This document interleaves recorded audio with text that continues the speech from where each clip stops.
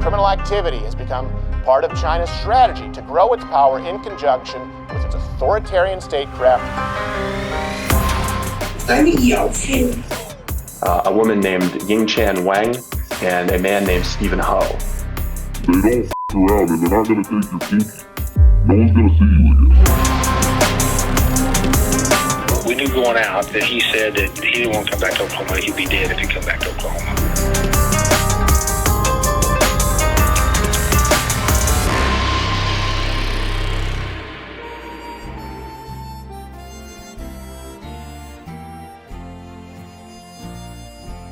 What you just saw is a small preview of the result of countless hours of in-depth reporting, open source research, and undercover work that was directly informed by your exclusive tips. Now, what we've discovered here was a series of clandestine foreign actors collaborating on United States soil in the realms of drugs, human trafficking, murder, espionage, and it's not the plot of a Mission Impossible movie. Fortunately, everyone's least favorite Scientologist is nowhere to be found. What you're about to see is a true story of how international organized crime, connected to one of the most powerful governments in the world, that's foreshadowing, has taken over Middle America, and how it threatens to do the same across the entire United States.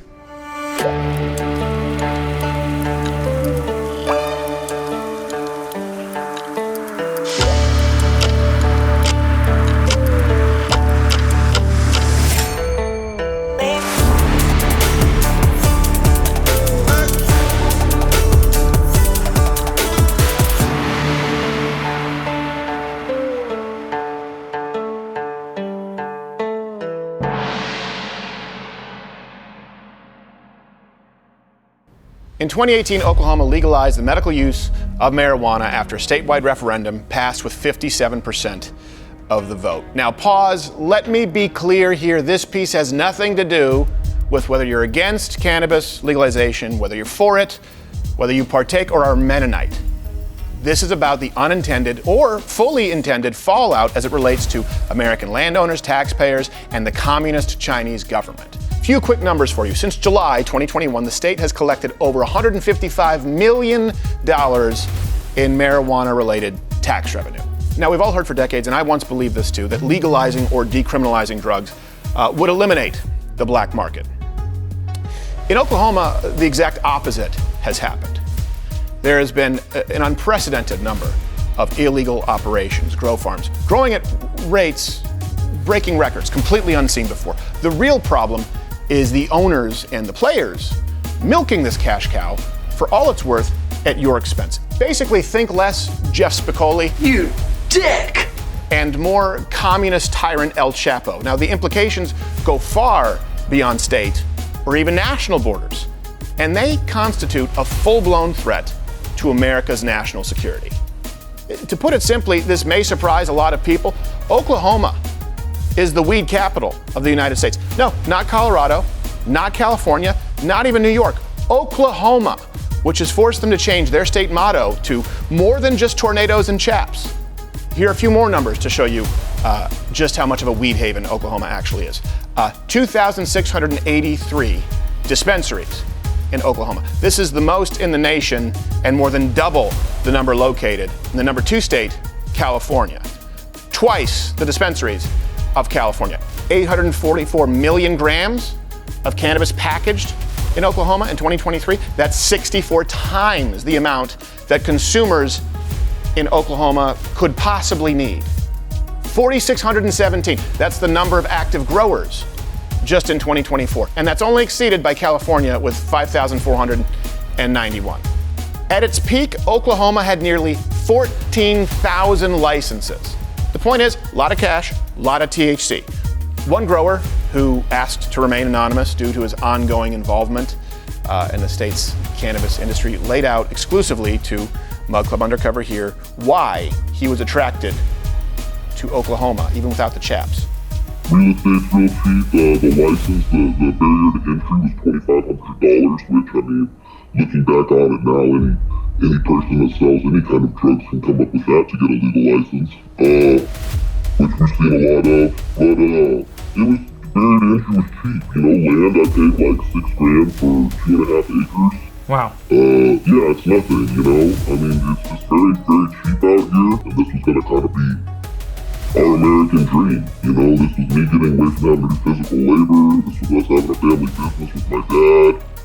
And it just didn't turn out that way. But yeah, what brought us down here is it was just so cheap, man. It was so affordable for a blue-collar person to be able to do it. So it's a new gold rush, as it were, filled with absolutely baked prospectors. But make no mistake, those seeking to take advantage of the conditions on the ground include a lot of less than scrupulous actors. And there's one specific group that has taken particular advantage of Oklahoma's relaxed, chill industry standards.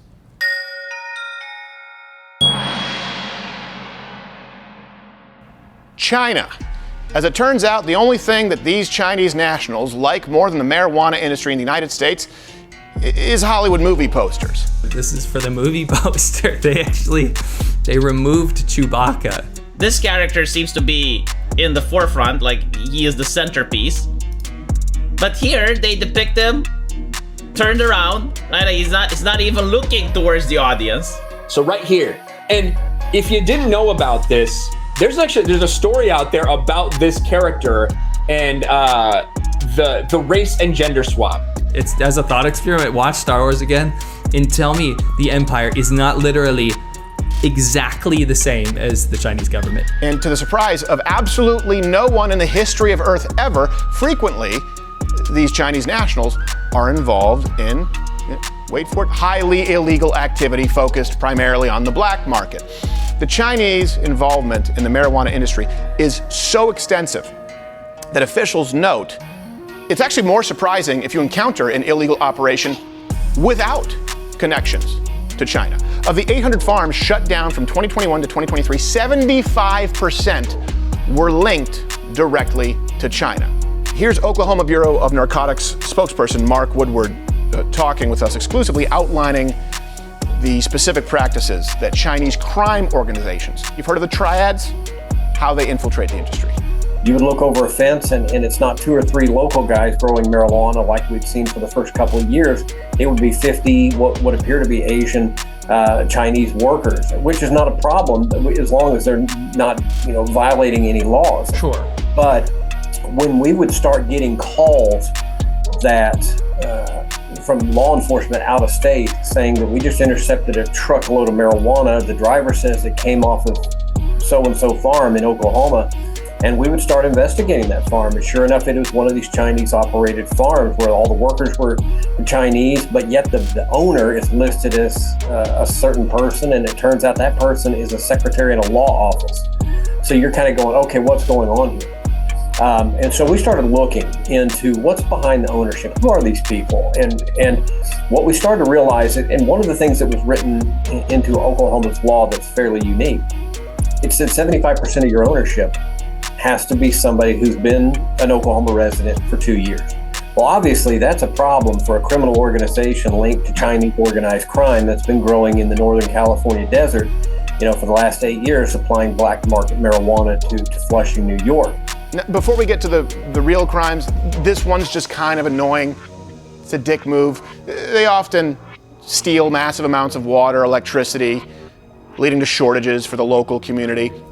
It's a crappy thing to do, but it's not as bad as the cold-blooded killing. Yeah, that's exemplified by the quadruple murder of 4 Chinese workers on a marijuana farm in Kingfisher County, Oklahoma in November 2022. A search is ongoing for a quadruple murder suspect in Kingfisher County. 4 bodies were found last night at a 10-acre marijuana grow farm as another person is hospitalized with injuries. Law enforcement's deployed massive resources in that search for the alleged attacker. The suspect, who was eventually apprehended in Florida, was a 45-year-old male named Chen Wu with the most predictable mugshot ever. He showed up on the farm demanding he immediately be paid $300,000 as repayment for his investment in the operation. I've got to be very careful because it's still under investigation and not the investigating agency. But from what we can gather, this Chinese individual male showed up at the farm, was demanding money that he felt he and or others maybe in an investment group were owed, and had orders that if they don't pay, they're going to be kill them, because these are just workers. They can replace those workers. And when they said we don't have the money, he started shooting them one at a time. Ended up killing 4 of them. A 5th person escaped and managed to notify authorities. Most of the time, though, they will not leave a witness. Like a communist Chinese Warren Buffett. Now he's been charged with 4 counts of first-degree murder and 1 count assault and battery with a deadly weapon, which when you think about it, that's the 4 counts of murder really should tie that up with a bow, but we'll toss in assault and battery while we're at it. Now, in a twist turn of fate, the survivor from Wu's murder spree actually ended up at the same Oklahoma jail where Wu was being held. And we were actually able to talk with Ken Thompson, a lieutenant at the Kingfisher County Sheriff's Office, to hear a little bit more about this specific case. Myself and another deputy actually went down to Florida to Miami-Dade and picked up the shooter and brought him back from Miami-Dade.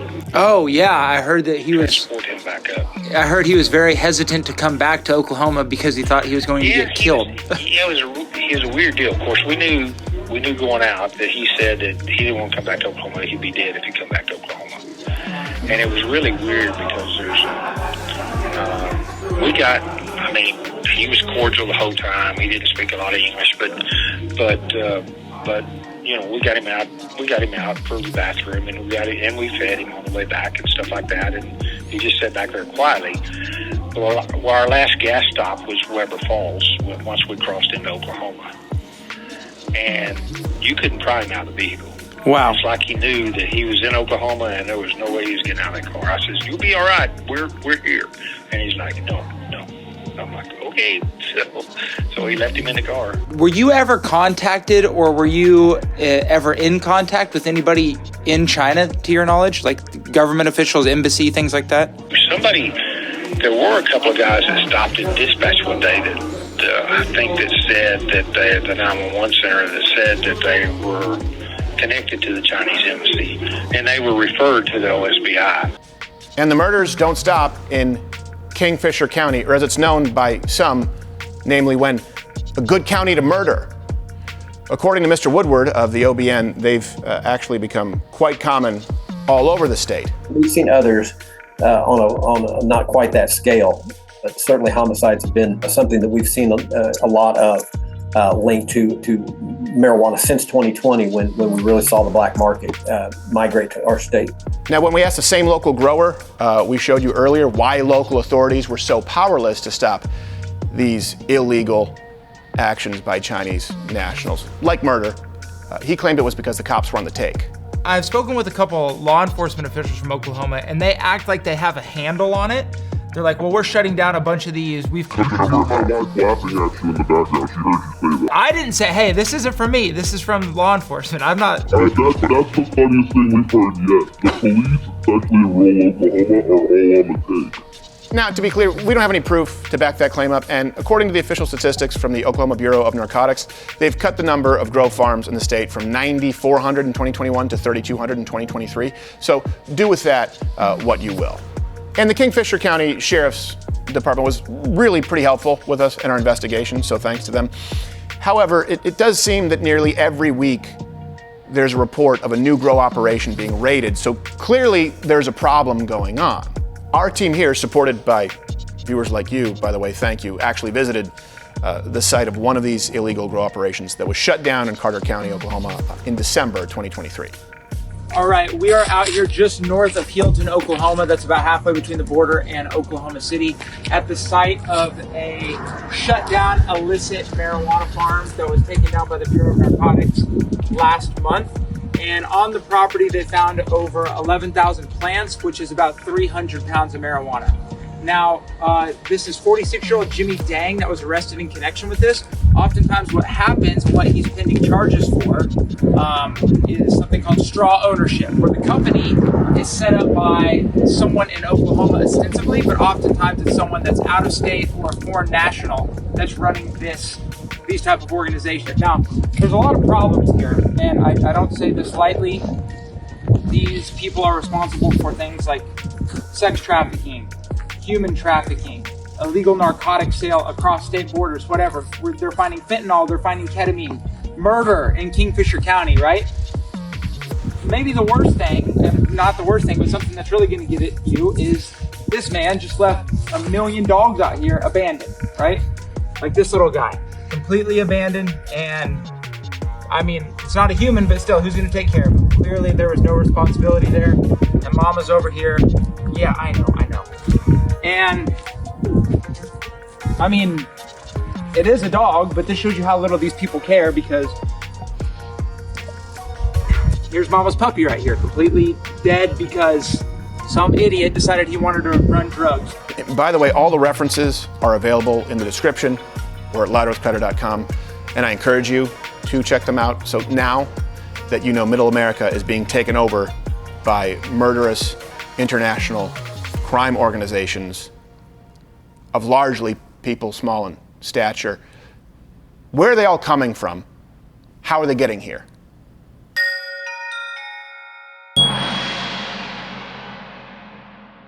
So to set the stage here, in December 2023, the southern border of the United States saw an all-time record of 302,000 known crossings. And while a bulk of those are from places like Central America, you've got Venezuela, a not so insignificant number are coming from, let's say, China. China. China. China. China. China. China. China. China. China. China. In 2023, at least 25,000 people illegally crossed from China, and that's more than the previous 10 years combined. A long line of Chinese migrants make their way to the U.S. through its border with Mexico. They've arrived after a treacherous journey through a route in Panama that has become increasingly popular. 我很开心我来到了美国，这是我梦想中最喜欢的国家。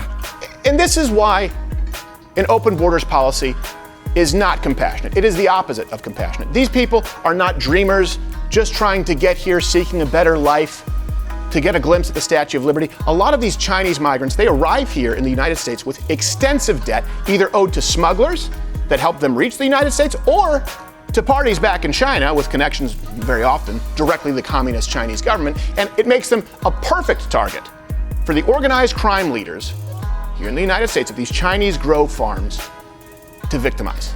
We have absolutely intercepted individuals that have come straight to Oklahoma from China across the border that have been smuggled in here. And that's why so much of them are willing to work in horrible conditions, and that's where they get into the labor trafficking, because many of them are now paying off this debt, quote unquote.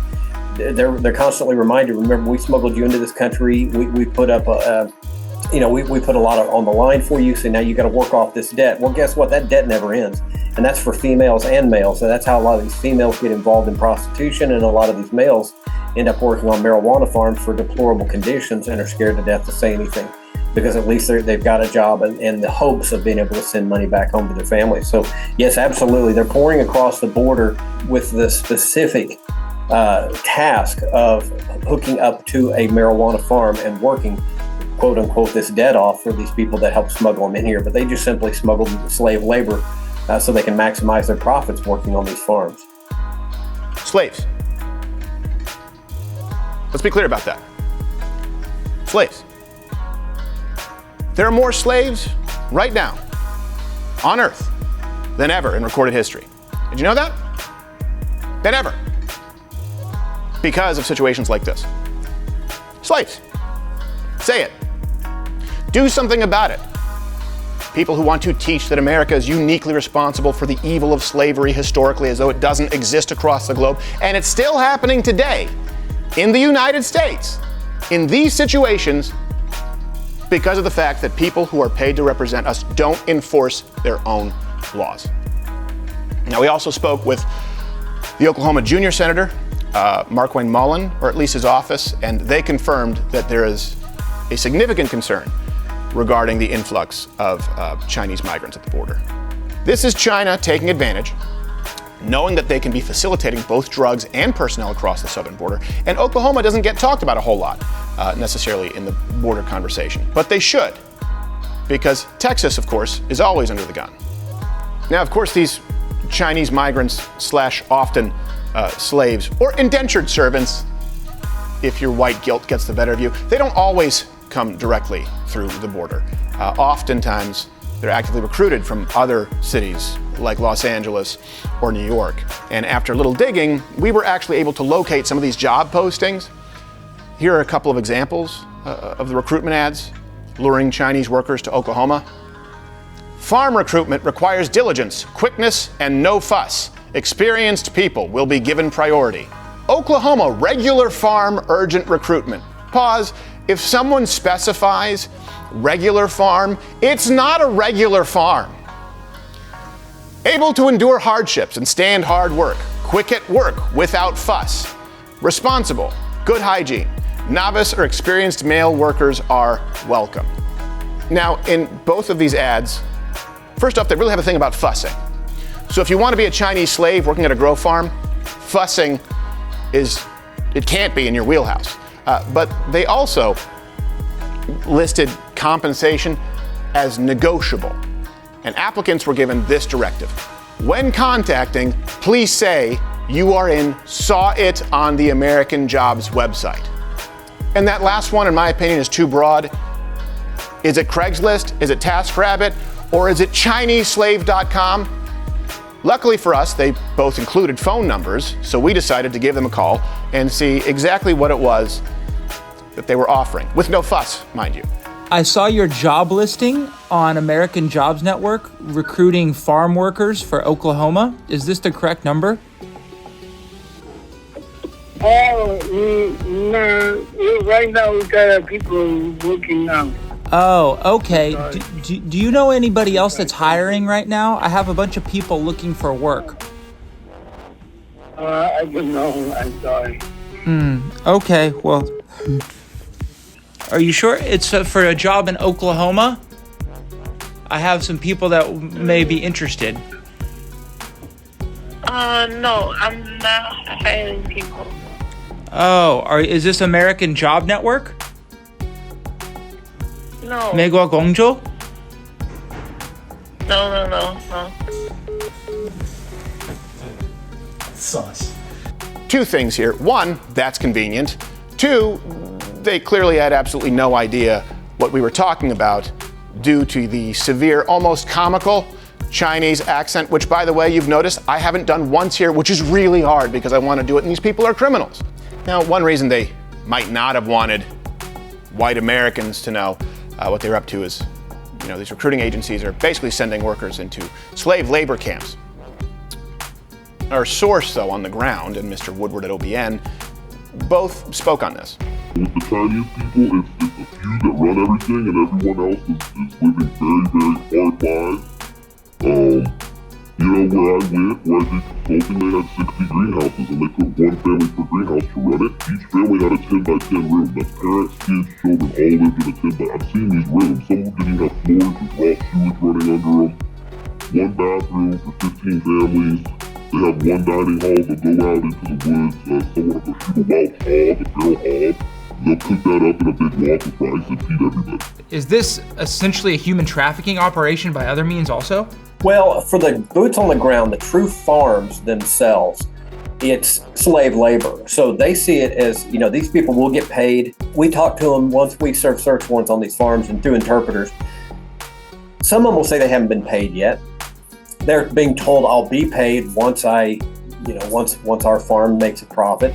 They're living in sometimes 16 men in one mobile home with no running water, working plumbing. It's just absolutely deplorable conditions. But sadly, through interpreters, they say, I'm happy. They won't complain because they say through interpreters, this is a step up. You should see how my family's living back in China. So that breaks your heart. These are victims themselves, but they won't complain, and so we can't oftentimes file human trafficking or labor trafficking on them. But yes, absolutely, it's slave labor for these farms. And if that isn't bad enough, the trafficking operations, of course, aren't just limited to farm workers Anytime you have human trafficking, it involves sex trafficking. Oklahoma law enforcement often finds these brothels in more upscale neighborhoods throughout the state. You get into the sex trafficking too, though, because there's also a lot of Asian females, specifically China and Japanese, that were brought into this to cater to these workers. And so we have identified underground Asian brothels that operated out of residential locations in Oklahoma, where through these underground websites, they would bring in workers from, and not typically the marijuana workers themselves, but more the managers and administrators of these farms, the people with real money. They would come into these houses in multi-million-dollar neighborhoods for prostitution and ketamine. We're intercepting a lot of ketamine, which is really big in the Chinese culture. We've seized more ketamine out of since Oklahoma legalized marijuana than we had in my previous 28 years with our agency. And it's because of that Chinese culture. So these brothels where there's ketamine trafficking and sex trafficking, and we talked to some of those women when we served search warrants, and they absolutely said we are victims. We are not willing participants, and we have been able to get some of those females help.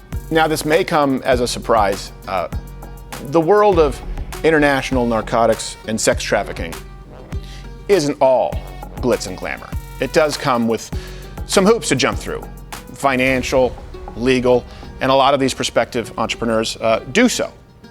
Now, here we have Bill Jones, the California Department of Cannabis Control's Chief of Law Enforcement. It's a really difficult title. Bill, you gotta shorten it. He said in a March Politico article, these organizations, I can't overstate how much effort they take to layer or protect their identity. You don't have heads of the Chinese or Mexican cartels buying these properties. Lucky for them, they have plenty of help.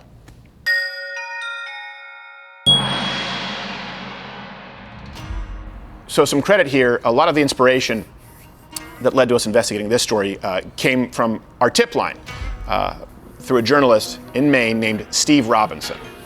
Now, Mr. Robinson is working on a similar story of Chinese nationals taking over the weed industry in Maine. During his research, he noticed that a lot of mortgages to the Maine grow farms were provided by New York headquartered Quantic Bank. Among their many services, Quantic lists on their website specific financing to help foreign nationals acquire U.S. property. According to their own description, our foreign national mortgage loans may be the perfect home financing solution for non-U.S. citizens looking to invest in U.S. real estate. We assess your overall financial profile, not limiting your chances due to paperwork or documentation obstacles. You know, like the law. Nice. And then slap. What do you think this is? The Indianapolis 500? Knock it off! We were lucky enough to speak with Mr. Robinson and learn a little more about how Quantic initially appeared on his radar. Yeah, so I think this all really started in August when the Daily Caller News Foundation reported on a leaked memo. It was really just a picture that someone took of an email that had circulated amongst Border Patrol, Department of Homeland Security, that said that there were 270 or more illegal Chinese marijuana growing facilities operating in the state of Maine. When the memo came out, it didn't have any details about where these properties might be, but I communicated with Jenny Terre, the reporter who broke that memo, and she actually came up here to do some firsthand investigating, and we took the properties that were on a partial list that she got, maybe 12 different addresses, and we pulled the deed information from the county registry office just to see who the property belonged to. And one thing we noticed based on looking at those was that this same bank was popping up over and over again, and it's Quantic Bank. Naturally, we wanted to see if these bastards had any footprint in Oklahoma. Spoiler, they do. These bastards do. They certainly do. Now, our search of Oklahoma public records turned up a slew of results for Quantic, mostly mortgages on rural properties. These properties are located all over the states. Here's an example. This property in Hominy, Oklahoma, sits on a 47-acre lot in the middle of nowhere. Prairie views, open land, good for sex trafficking. I don't know, 47 acres. is your oyster. These other two, located in Seminole and Sayre, possess what seem to be already massive greenhouses, perfect for your tomato hobby or narcotics and unwilling prostitutes. This property in Howe has 3 massive storage facilities that would make for perfect grow houses, and this ranch house in Stroud, which doesn't stand out other than the fact that the buyer of the property comes from Queens, New York. Now, remember earlier when Mark Woodward from the Oklahoma Bureau of Narcotics told us that most of the heads of these illegal grows came from Flushing, New York?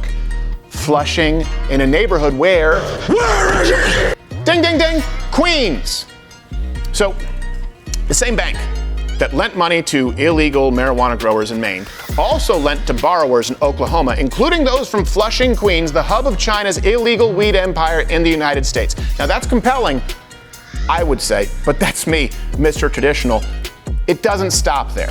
Following up further on the Maine Wire's reporting, we cross-referenced Quantic's Oklahoma mortgage documents for the name Ying Chan Wang. Real name, don't get mad at me, Ying Chan Wang, who, along with another man named Stephen Ho, real name, signed off on a majority of the loans in Maine. Now, what did we find? Nearly all of Quantic's Oklahoma mortgages with Chinese names were signed off by Wang or Ho, again with Wang appearing on most of them. Wang is a loan officer at Quantic's Astoria headquarters.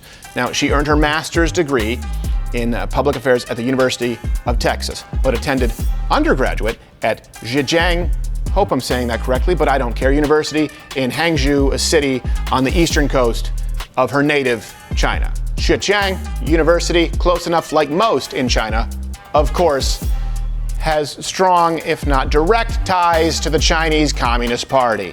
In 2004, the China's People Liberation Army, right, the PLA, posted an ad specifically at the university on their website to recruit people for Unit 61398, a hacking and espionage arm of said PLA. In 2017, visiting scholars from the university formed a Communist Party cell at UC San Diego to discuss Xi Jinping's speeches, and it was hard to distinguish them from other communist groups at said university. We could tell by the height. Now, do we know this? Is Wang a CCP spy? We can't make that claim, but we can say, according to one official statement, she's on the radar of Oklahoma authorities. Now, wanting to give her a chance to explain things for herself, we decided to give Miss Wang a call. Quantic's name is now appearing on mortgages in Oklahoma that are suspected of being illicit marijuana operations. And unfortunately, your name and Mr. Ho's name, Stephen Ho's name, is on a lot of these mortgages. And I was just wondering if you knew that that was the case. I'm going to have to send you to my PR person at the firm, and you can speak to her about this. No, I would love to do that. And again, we're not saying that this has anything to do with you necessarily. We would really like to speak with someone at your bank because we want to know kind of what the process is that's letting Let me give you her name. Yeah, that would be fantastic. Her name, Casey. Okay. And her number is 646. Okay. Okay. Thank you. Okay. Yeah, that's great. Bye. Okay. Now, we should have seen that coming, considering that it was old supervisor hang-up. But that's a far cry from the reaction she had when she spoke to Mr. Robinson in Maine a few days prior to our phone call. Those, according to my investigation, those properties are actually being used as illegal marijuana growing operations controlled by Chinese foreign nationals. I'm wondering if you had any knowledge of that when you were originating the loans. Oh, they were all really? Yeah, they're actually on a Department of Homeland Security list flagged as controlled by Asian transnational organized crime. Oh my God. So you had no knowledge when you were originating those loans?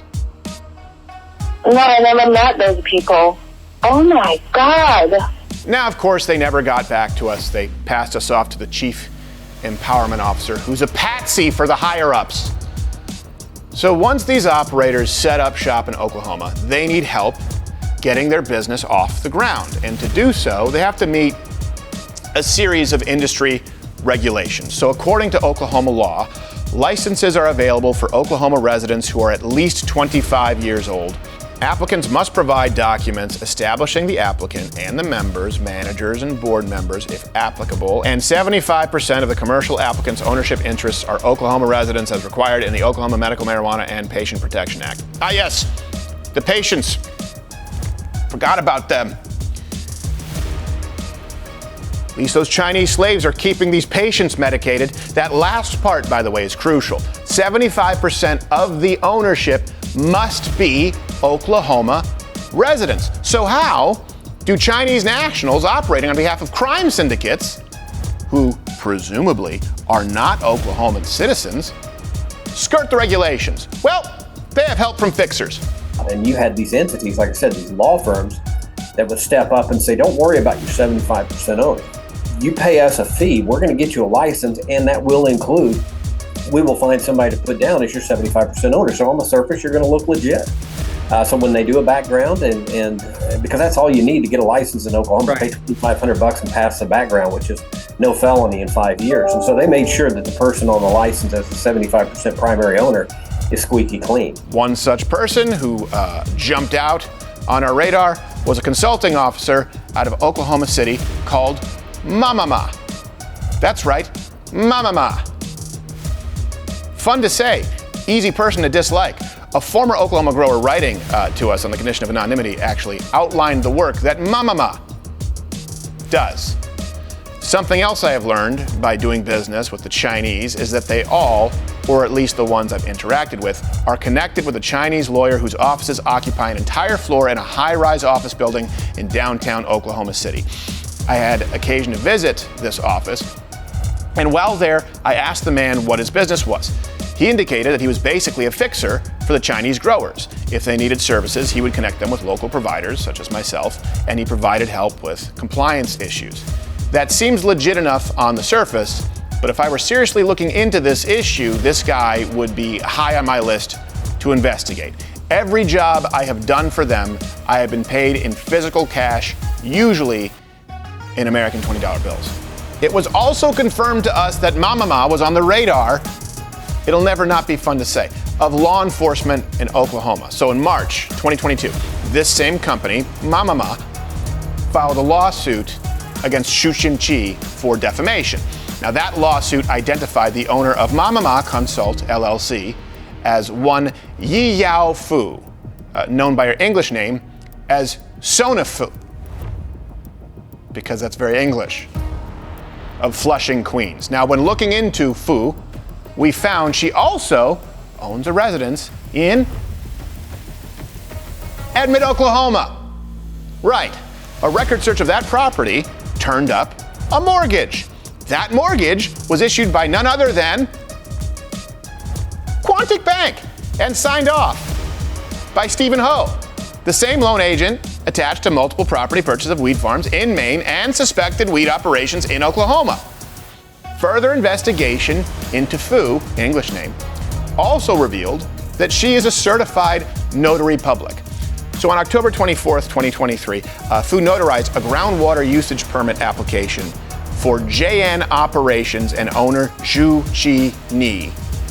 On December 2024, Shu was arrested and charged with illegal cultivation and drug trafficking.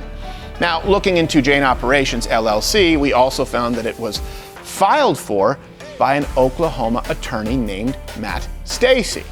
Stacy, among other things, is a decorated veteran, a state Senate candidate, and he was appointed by current Oklahoma Governor Kevin Stitt to head the state's COVID response team. Oh, and Mr. Stacy is listed as the primary contact for 320 marijuana licenses, or about 3.5% of all marijuana licenses in Oklahoma. And in February 2022, he was charged with 13 felony counts related to illicit marijuana. Again, if we legalize all of it, there will be no illicit market. In an attempt to obtain some kind of comment from Yi Yaofu directly, the team here traveled to Mama Ma's downtown Oklahoma City location, and it got spicy. What the like not level, like if it's, you know, the level 1 to 5 on takeout. 4, you don't order 5, that's just to harm you. So it got to level 4 when we caught up with Mrs. Fu on a conference call with her employees. Oh, hello. Yes. Hi, is Miss Fu in today?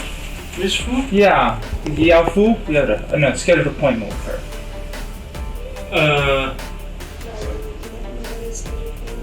No. Is she not? Yeah, we were supposed to meet with her today? No. Yeah, we're doing an investigation about the marijuana businesses that got shut down.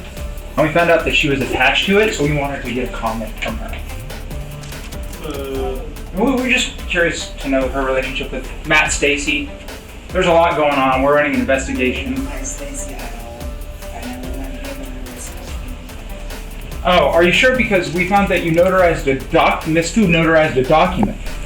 Right. I do a lot of notarize. I do closing as well, but I don't know Matt Stacy. Oh, okay. That's interesting because we were pointed in this direction for that. I mean, what about Quantic Bank? Are you familiar with Quantic Bank at all? Quantic Bank out of Queens? Maybe Stephen Ho? No, the thing is we do closing service. Oh, okay. I do notarize documents. Gotcha. Right? If you ask anybody, you have to show him more information because I don't really remember who that is. Oh, yeah, that's understandable. But what about, do you know Stephen Ho from Quantic Bank? I think he did the mortgage for you. Stephen who? Stephen Ho? I don't really know who that is. Oh, okay. Huh. That's interesting because we found Stephen Ho did the mortgage for you, and Quantic has done a lot of lending here as well for the marijuana industry. Is there anybody that we could talk to about this? Because it seems that we know that this place is under investigation, so we were just curious who we might be able to talk to. I'm Yao Fu. Oh.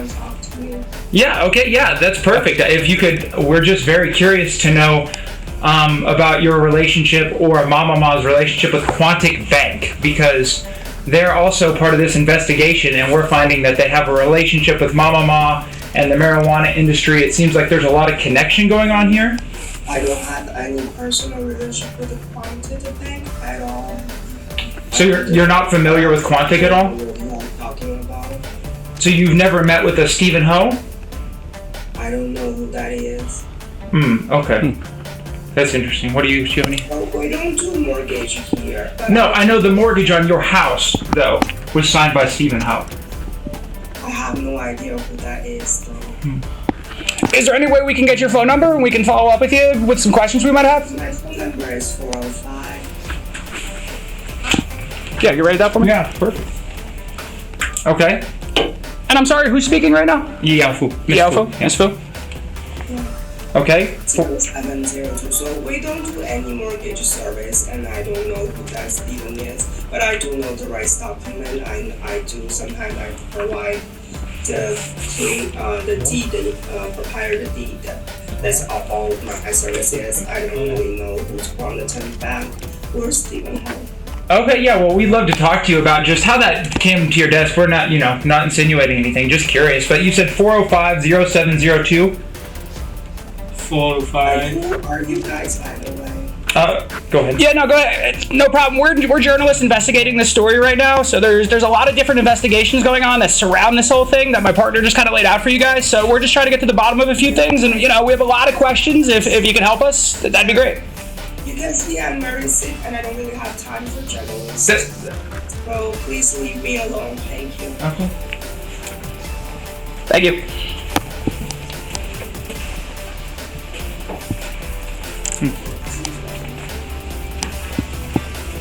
All right, well.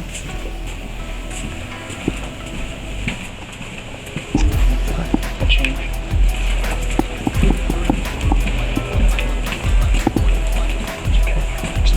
Okay. Thank you. They were. Yep, appreciate you.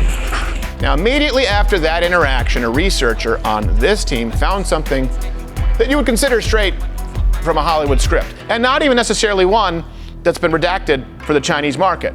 Now, you remember how Ms. Fu told my reporters that she didn't really know Matt Stacy and that she notarized documents for a lot of people? That could be the case.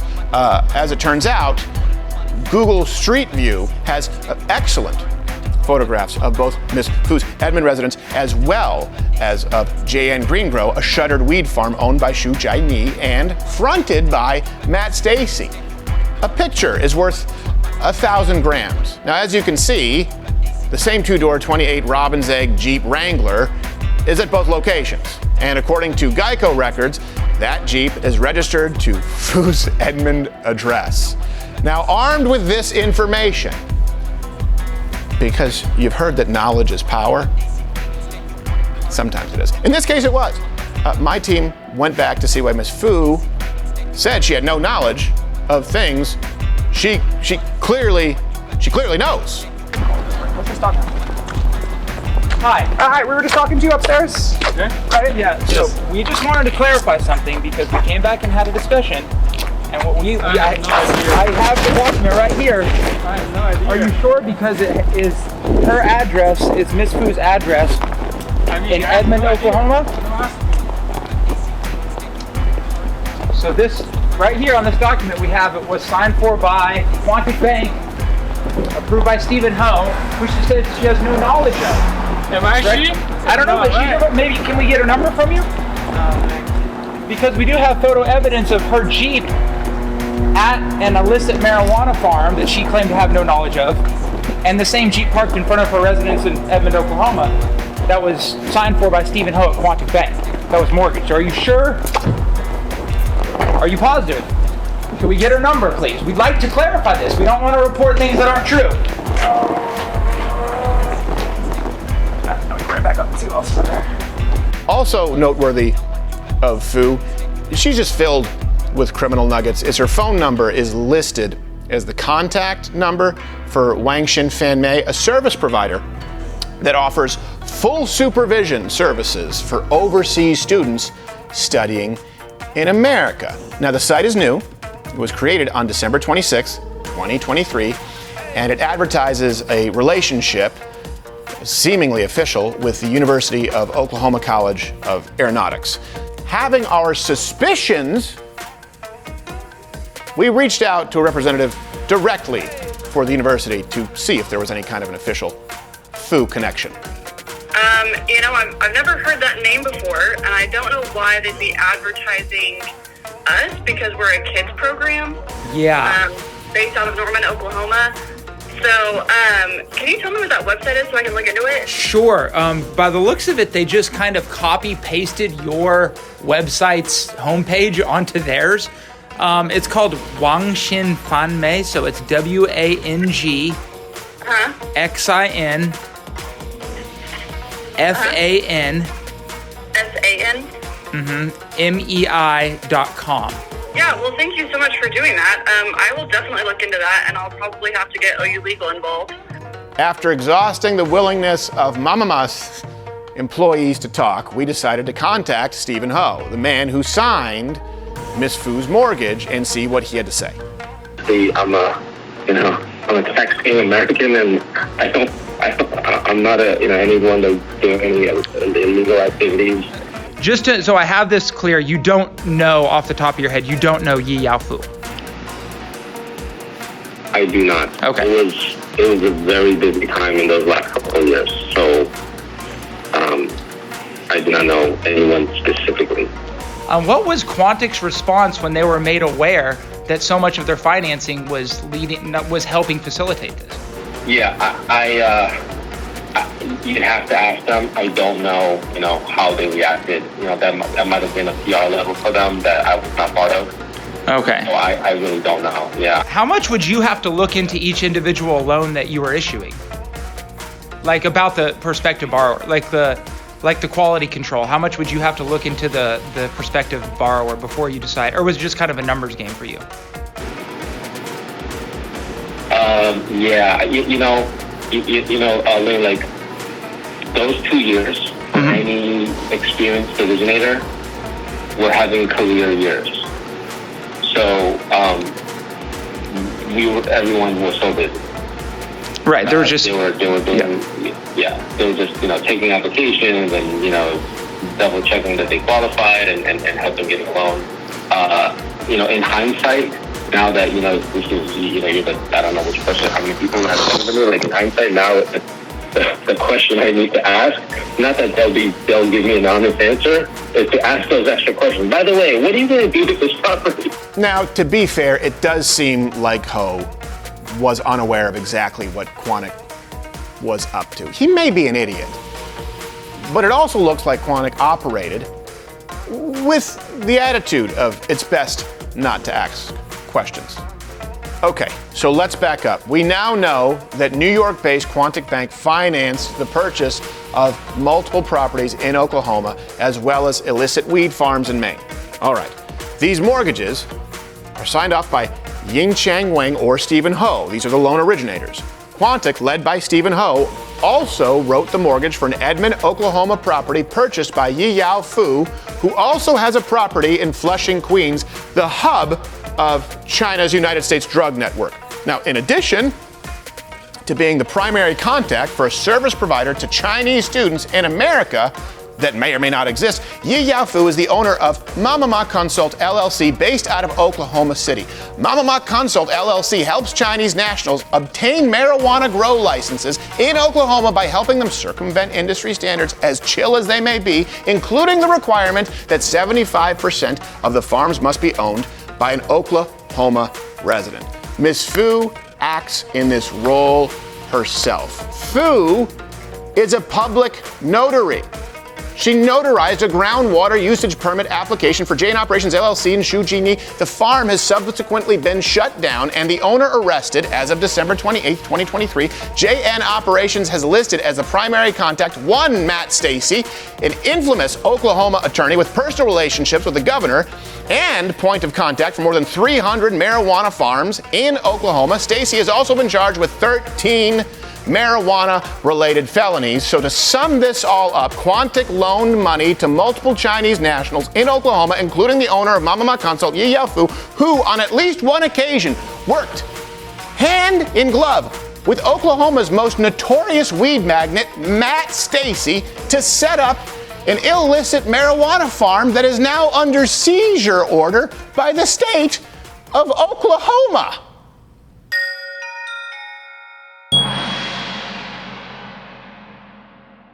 Okay, so we've told you about the operations, the destruction, and the players on the ground. But at the end of the day, there's one entity pulling the real strings. And it's not a crime boss, it's not just a mortgage broker, or even a bank. The Chinese Communist Party's cooperation with the Triads has been incredibly well documented and has foundations stemming from the handover of Hong Kong by Britain to China in the late 1990s. Writing for the publication Foreign Policy, J. Michael Cole describes this evolution as it relates to the relationship. By the 1990s, Triads were well established in both Hong Kong and Taiwan, and the CCP had gone from seeing them as a brutal opponent to a useful tool. After the handover, the relationship evolved in what was now Chinese territory. Pro-Beijing gangsters threatened and on a few occasions physically assaulted activists and the few media outlets that remained critical of Beijing.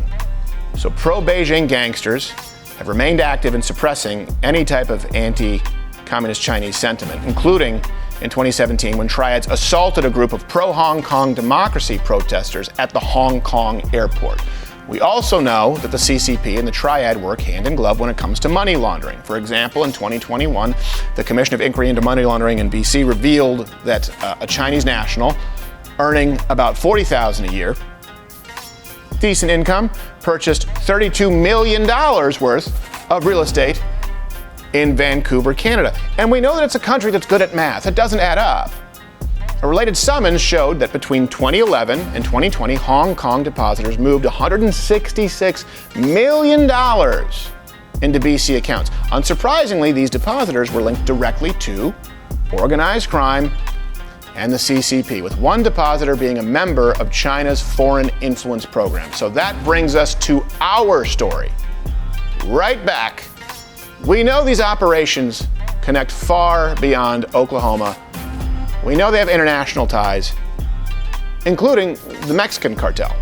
A U.S. Treasury official tells NBC News that Chinese criminal organizations are operating in the U.S. and now working with Mexican cartels by helping them launder money made from meth, fentanyl, and other drugs. These Chinese entities with direct connections to the Communist Chinese government facilitating drug trafficking, namely fentanyl, okay, for the Mexican cartels, it's such an open secret that it took center stage November 2023 in a meeting between Joe Biden and Xi Jinping in San Francisco.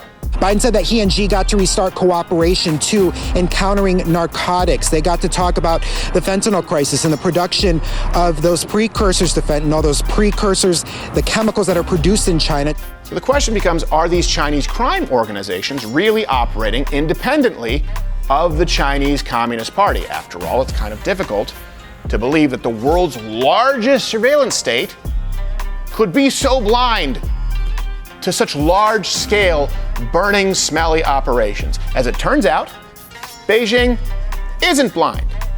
Maybe not the best peripheral vision, but not blind.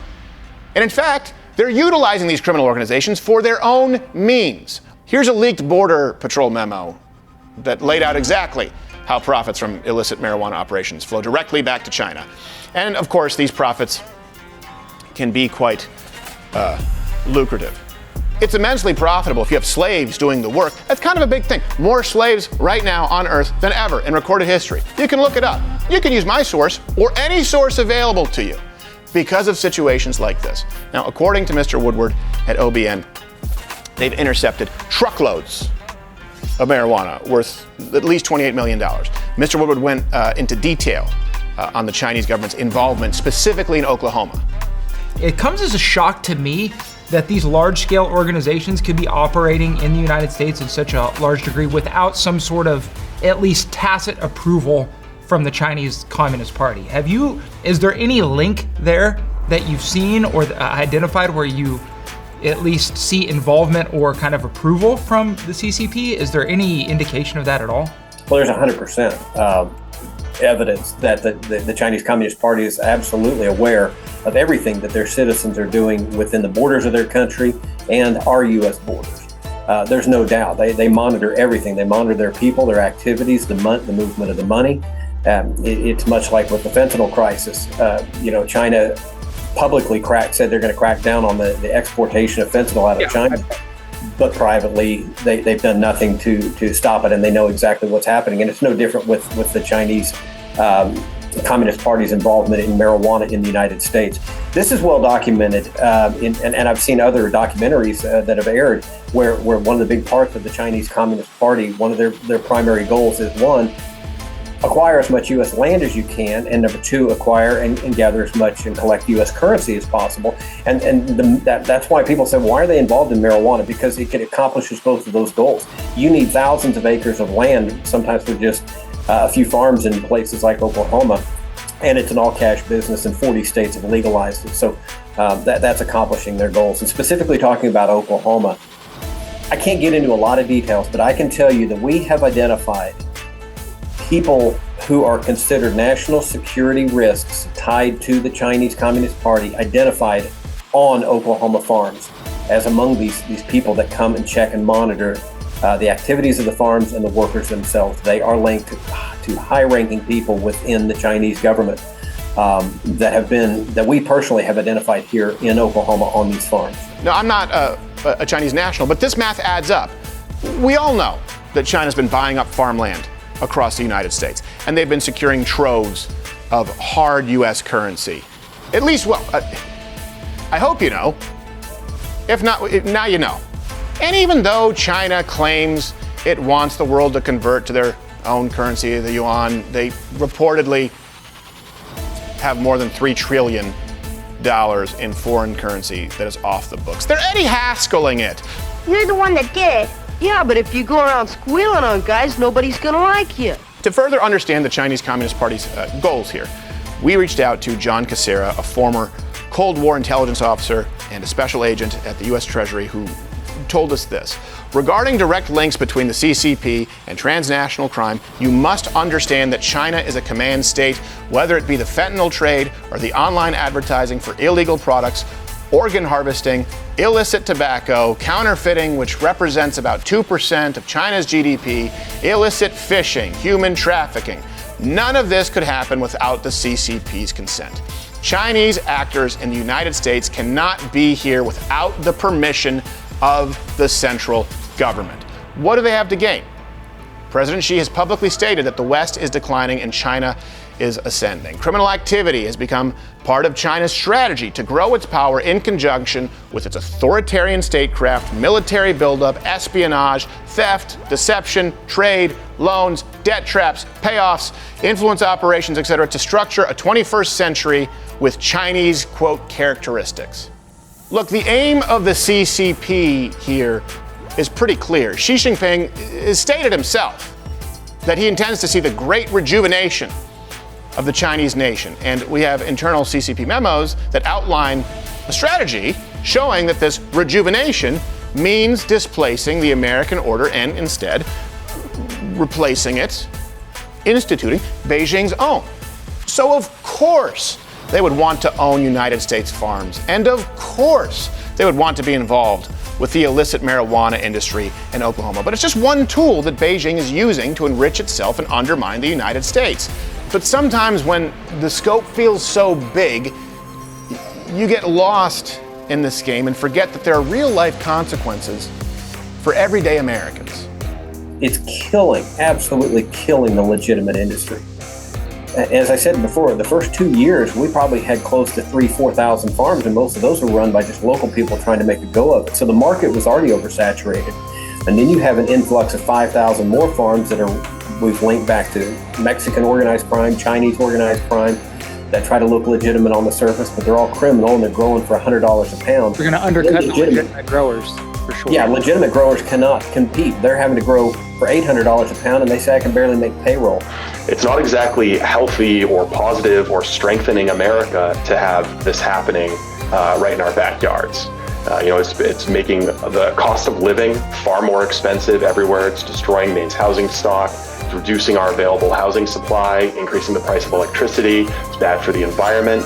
And oh, by the way, the product that they're producing is laced with pesticides and fungicides. It's not tested. It's not regulated. It's not at the standard of the legal product that comes out of Maine. And one of the fungicides that they use is called Eagle 20, and it's approved for use on your tomatoes because it's going to be okay if you eat it, but when you smoke it, it turns into cyanide gas. Brother, they killed our American dream out here. Is how I feel about it. That's what me and my wife saved up, and this was all in with our family to do. I was going to build a farm out here at a house and live the rest of my life, and this is what I wanted to do. And I feel like I was wrong. And those are just the Americans who know about it, who've seen the screw job take place. It could just as easily be you. When you have foreign entities who have specifically stated that their goal is to subvert the Western American way of life, and to do so through operations within your own country, how many businesses have been shattered? How many people who've gone missing? How many years of record border crossings with people in our elected representative establishment who do nothing about it? At what point does that damage you? For all of the seen damage, there's unseen damage that can't even begin to be quantified. You feel it every day, and right now we're showing you what we can verify, but there are intangible variables. You can't put your finger on it. Why? Because no one wants you to put your finger on it. You can't quantify it. Why? Because no one wants you to quantify it. We know it's in the trillions. That's a starting point. We know it's in the millions as far as slaves. We know it's in the hundreds of thousands as far as illegal border crossings every year. We know that it's in the hundreds of thousands to tens of millions of acres as far as American farmland that you may never get back. We know it's in the billions of dollars that was lost during COVID. that was foisted upon us by, again, to some degree, and by some I mean all degree, the Communist Chinese government and complicit representatives who weren't looking out for you. We do what we can here, and we appreciate your support. We really do. The Mug Club Undercover Unit here, the investigative journalism, none of this will ever happen without your support. Hey, take a guess why. Why do you think we're not monetized on any mainstream platform? The same reason that John Cena had to apologize for acting like Taiwan even existed. It's a growing market. It's a very powerful government who gets to determine winners and losers with the world's most powerful companies that you depend on every single day. For your daily necessities, to the information that you can consume. We don't know exactly how deep it goes, but my God, on the surface, it already sucks, doesn't it, John Cena? 我有一个错误，我必须说，现在就是很重要。我爱更尊重中国，更中国人。我很抱歉对我的错误，对不起，我很抱歉。你必须了解，我很爱，很尊重中国跟中国人。